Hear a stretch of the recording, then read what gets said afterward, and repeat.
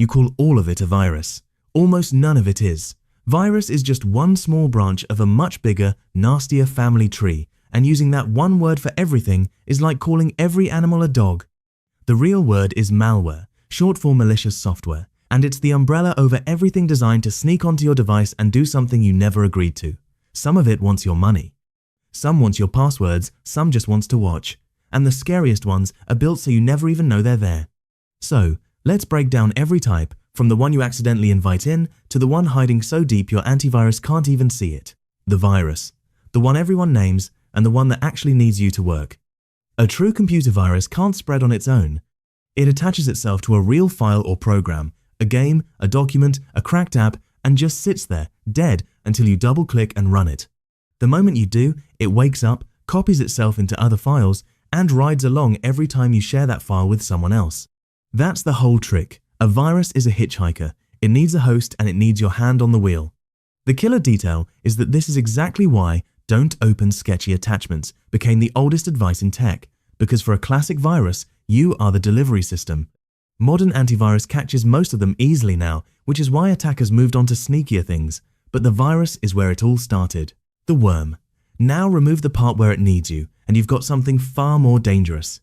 A worm is malware that spreads completely on its own. No host file, no double click, no human required. It finds a hole in a network, slips through, copies itself to the next machine, and repeats, automatically, endlessly, at the speed of the internet.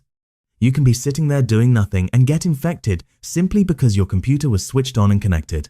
The killer detail. This is how the fastest attacks in history moved.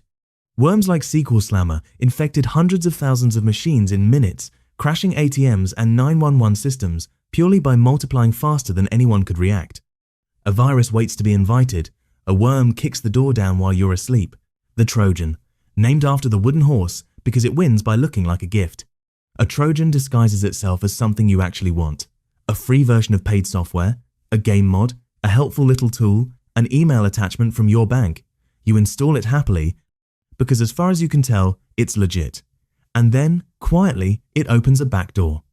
Once it's in, a Trojan can do almost anything. Steal files, log what you type, or hand remote control of your entire machine to a stranger. That last one has a name, a RAT, a remote access Trojan, which lets an attacker watch your screen and use your webcam like they're sitting in your chair. The killer detail is that a Trojan never breaks in. You carry it through the front door yourself, which is exactly why too good to be true free downloads are the classic trap. Ransomware. This is the one that turned malware into a billion-dollar business. Ransomware doesn't steal your files, it takes them hostage. It locks everything on your machine behind unbreakable encryption, then flashes a demand, pay us, usually in cryptocurrency, or lose it all forever. And the timer is there to make you panic before you think. The killer detail is who gets hit. It's not just individuals, it's hospitals, pipelines, entire city governments. WannaCry froze the UK's health service in 2017 and cancelled real surgeries.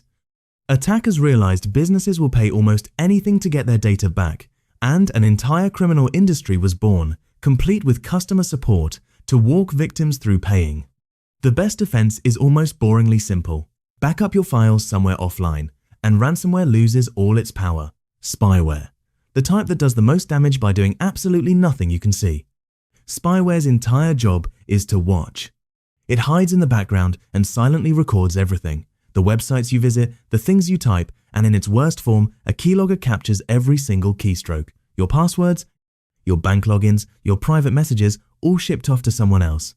There's no lock screen, no ransom, no crash. That's the point. Good spyware is invisible, because the longer you don't notice, the more it steals. The killer detail. This goes all the way up to military-grade tools like Pegasus. Spyware so powerful, it can quietly turn a phone into a live microphone and camera without the owner ever tapping a thing. If a device suddenly runs hot, drains battery fast, or feels sluggish for no reason, sometimes that's the tell. Adware, the most annoying type, and secretly a warning sign. Adware floods your device with ads, pop-ups that won't die, your browser's homepage swapped for something you never chose, new tabs opening on their own to pages selling things no human has ever wanted. Most of it isn't out to destroy your computer. It's there to make money by shoving ads in your face and tracking what you click. But here's why it matters more than it looks. Adware usually didn't come alone. It rides in bundled with free software, And if it got on, that means something slipped past your defenses, and the next thing bundled with it might be far worse. The killer detail: Adware is the smoke. Sometimes there's a real fire, spyware, or a Trojan sitting right behind it. Quick gut check: how many of these have you actually run into? Be honest, drop the number in the comments. And if this is finally sorting out the difference between all these words, hit that like button. It genuinely helps the channel more than you'd guess. Because the last three are the ones the pros actually fear, the malware built to be invisible. The rootkit, the one designed to make itself impossible to find. A rootkit doesn't sit in your files where a scanner can spot it. It buries itself deep in the guts of your operating system, sometimes underneath it entirely, and rewrites what your computer reports about itself. So when your antivirus asks, "Is anything wrong here?" the rootkit is the thing answering, and it says, "Nope, all clear." That's what makes it terrifying. It doesn't just hide, it controls what you're allowed to see. The killer detail is that even trusted companies have done this. In 2005, Sony shipped music CDs that secretly installed a rootkit on customers' PCs to stop copying. And it accidentally opened those machines up to other attackers. Rootkits are so hard to remove that sometimes the only real fix is to wipe the entire system and start over. The botnet. This is what happens when thousands of infected machines get quietly linked into one army. When malware takes over a device and waits for orders, that device becomes a bot, a zombie.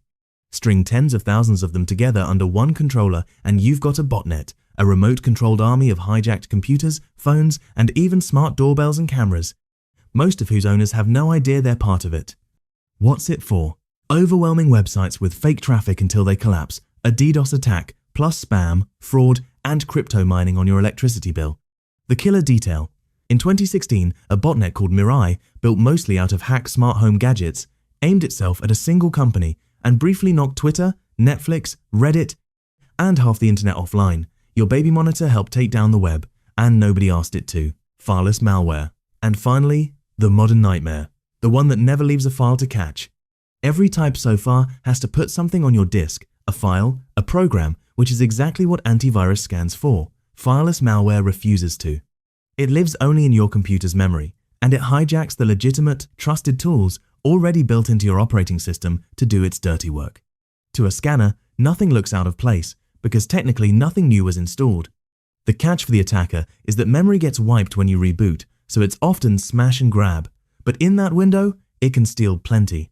The killer detail. This is why just run an antivirus isn't enough anymore. The most advanced attacks don't leave fingerprints because they never touch the surfaces we know how to dust. So that's the whole family. Viruses you run yourself, worms that spread alone, Trojans you invite in, ransomware that holds you hostage, spyware that watches, adware that annoys, rootkits that hide, botnets that recruit you, and fileless malware that leaves no trace. Which one caught you off guard? Drop it in the comments. Now here's the thing, every single type we just covered has to run somewhere on an operating system. And the OS you're using right now quietly decides which of these can even touch you. Some systems are malware magnets, others barely get targeted at all. And hackers pick their victims based entirely on what you're running. So, which operating system should you actually be using? That's exactly what we're covering next. Every operating system, explained simply.